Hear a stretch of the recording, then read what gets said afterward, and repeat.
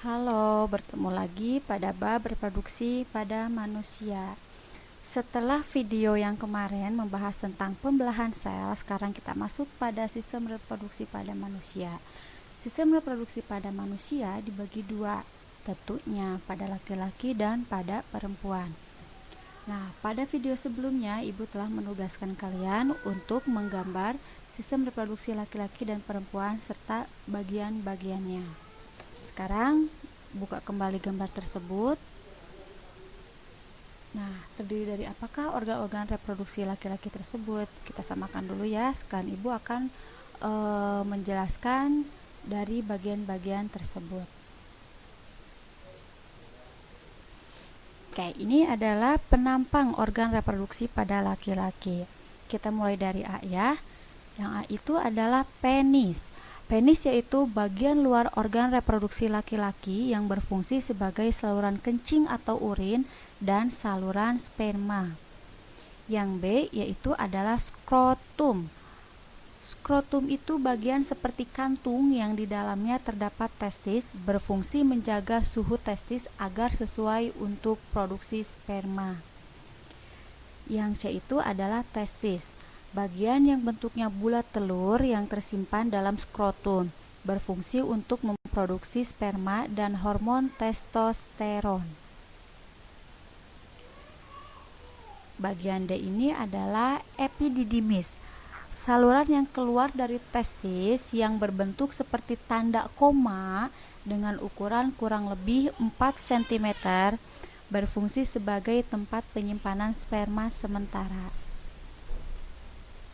Yang bagian atas, yang bagian E yaitu vas deferens, saluran panjang yang mengarah ke atas dan merupakan lanjutan dari epididymis, berfungsi menghubungkan epididymis dan uretra. Oke, yang di bawah vas deferens yaitu ada uretra. Uretra itu adalah saluran yang terdapat dalam penis, merupakan akhir dari saluran reproduksi, berfungsi sebagai saluran keluarnya sperma dan urin. Kemudian bagian atas ini ada kelenjar vesicula seminalis, bagian yang berbentuk seperti kantung kecil berukuran kurang lebih 5 cm yang terletak di belakang kantung kemih, berfungsi menghasilkan zat-zat yang diperlukan untuk perkembangan sperma. Kemudian ada kelenjar prostat. Bagian yang berbentuk seperti kue donat ini terletak di bawah kantung kemih, berfungsi menghasilkan cairan bersifat asam. Kemudian yang terakhir ada kelenjar Cowper, bagian yang berbentuk seperti kacang yang terletak di bawah kelenjar prostat, berfungsi menghasilkan lendir dan cairan yang bersifat basa. Nah, dari keterangan ini kalian sudah memahami organ penyusun sistem reproduksi pada laki-laki. Nah, sekarang fungsinya apa sih dari organ-organ tersebut? Yuk kita simak ya. Alat kelamin dapat dibedakan menjadi dua.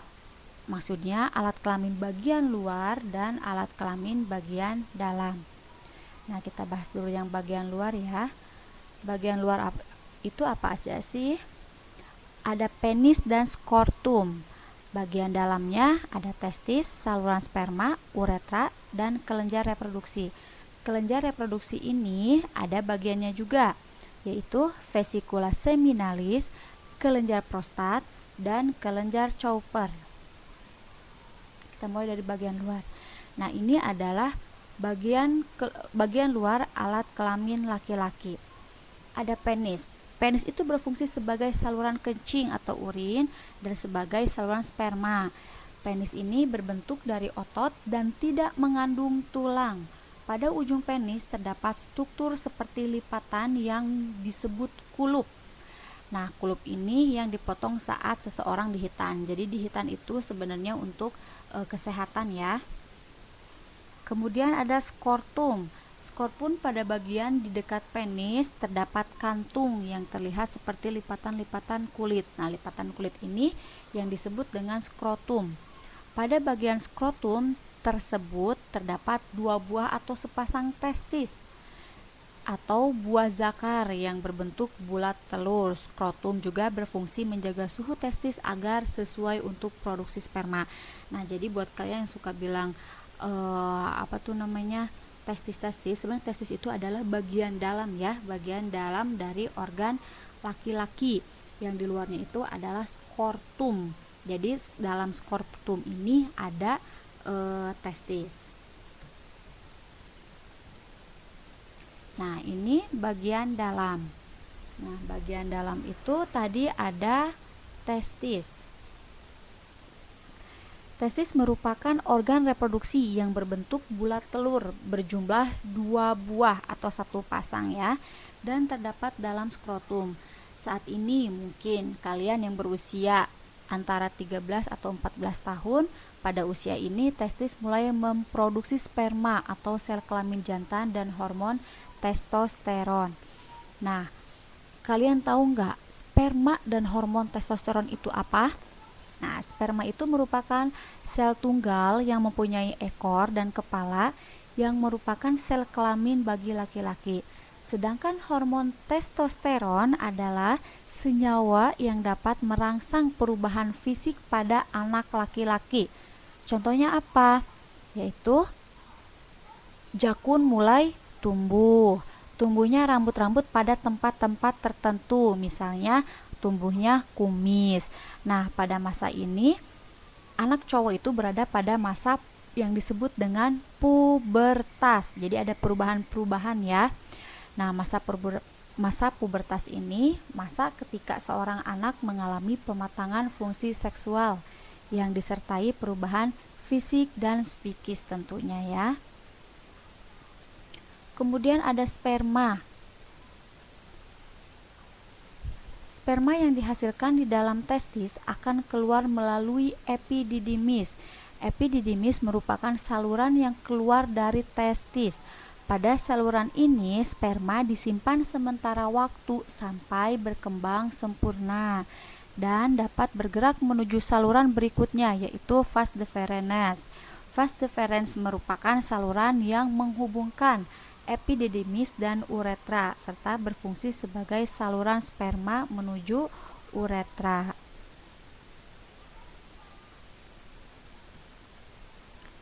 Nah, uretra itu juga adalah saluran akhir dari saluran reproduksi laki-laki yang terdapat di dalam penis.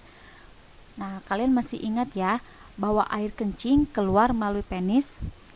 Uretra selain berfungsi sebagai saluran keluarnya sperma juga berfungsi sebagai saluran keluarnya urin. Jadi pada laki-laki ini sperma dan urin keluar pada tempat yang sama. Nah, kalau proses keluarnya sperma ini kalian anak-anak cowok pasti udah ada yang pada tahu ya, itu disebut dengan istilah ejakulasi.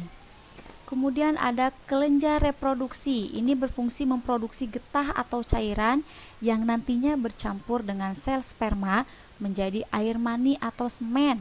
Kelenjar reproduksi pada laki-laki terdiri atas ada vesicula seminalis. Ini adalah struktur yang berbentuk seperti kantung kusut kecil kurang lebih 5 cm terletak di belakang atau posterior dari kantung kemih.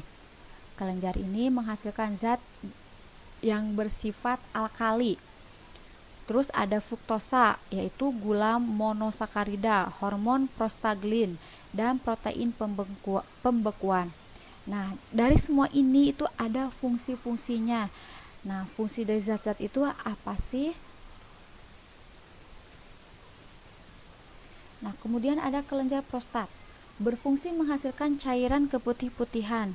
Sedikit asam, pH-nya sekitar 6,5 dan mengandung beberapa zat, yaitu ada asam sitrat yang digunakan untuk menghasilkan energi, beberapa enzim seperti pepsinogen, lisozim, dan amilase.